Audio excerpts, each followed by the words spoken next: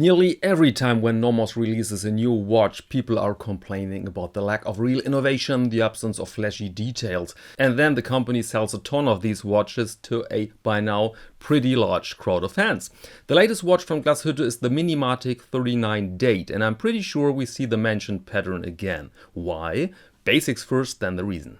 Our Minimatik has a case diameter of 39.5 mm, a length lug-to-lug of 47.7 and a height of 7.5 mm. Lug width is 20.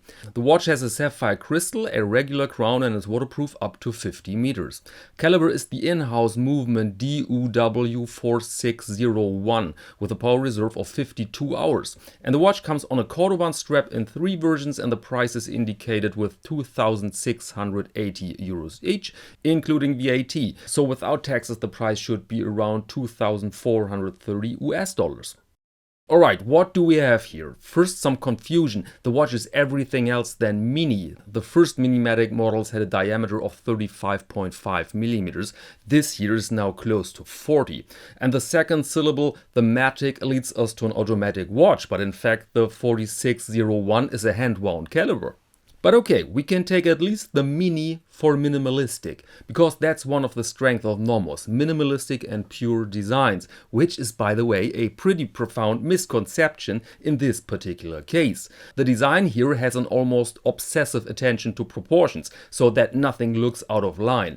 But despite that, we see a lot of upright quirky decisions. First, the odd positioning of the numerals 12, 2, 4, 8 and 10 and a pretty remarkable void on position 6. There is now space for a large subdial for the seconds.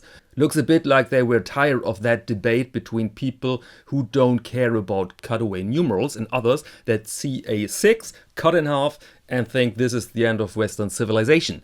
And then we have a large date window on position 3 framed with gold, and next to it a crown that stands out. I mean literally. Looks a bit like it is pulled out on position 1, but is supposed to be that way.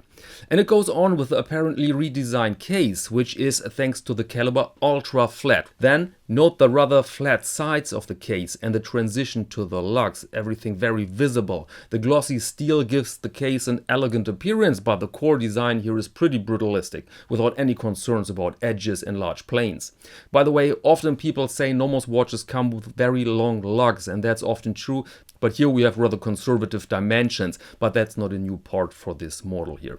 So I think the typical complaint that Nomos makes rather boring watches is, in this case, not justified at all. The Minimatik is a combination of bold decisions with quality to the last hand, which by the way is rhodium plated. Another preconception is that Nomos makes great, good-looking movements. And unfortunately that's true in this case. The DUW4601 is a piece of art, as you can see. It could serve without any problems in a watch double that price. Nicely decorated, huge power reserve, and as mentioned, flat enough for a typical dress watch with some understatement. So overall, I see here something pretty extraordinary at a fair price. 2,600 euros is a lot of money. But we don't have here this massive inflation that we see with some other manufacturers. And now I'm very curious about your favorite model. My pick would be the white dial with the golden hands. Let me know yours in the comment section. And that's all for this episode. Thank you very much and see you next Monday to Watch of the Week.